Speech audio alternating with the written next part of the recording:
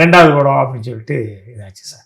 ஏன்னா படம் 2வது படம் முத படம் அடையாளம் வாங்க, 2வது படம் அஸ்திவாரம் ஒரு இயக்குனருக்கு. கரெக்ட். அதுக்கப்புறம் சினிமாவில் ஒரு 5 வருஷம் நின்றுலாம். இந்த 5 வருஷத்துல நீ அடுத்து எத்தனை படம் பண்ணுறியோ அதில் நீ என்னமா நிற்க போற அப்படிங்கிறது ஒன்று இருக்கு அப்படின்னு சொல்றதுக்கு கரெக்டாக அமைஞ்சிச்சு சார். அடுத்த சசிகுமாரோட படம் பண்ணோன்றது ஏற்கனவே ஒப்பந்தத்தில் இருந்ததா?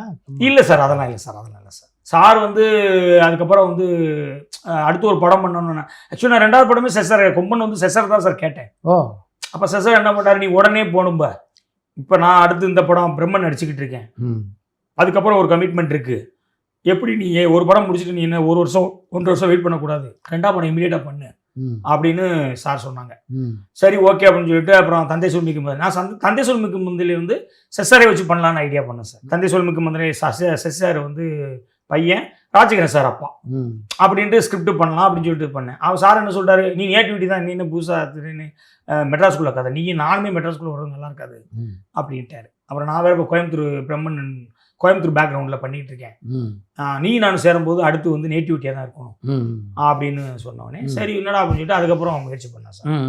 அப்புறம் சரி கொம்பனை பண்ணலான்னு பார்த்தப்போ கொம்பன் வந்து சாருடைய பாடி லாங்குவேஜுக்கு ராஜகிரண் சாரோட மல்லு கட்டுறதுக்கு எந்த அளவுக்கு அது ஒரு மேட்சிங்கே அப்படி இருக்கும்.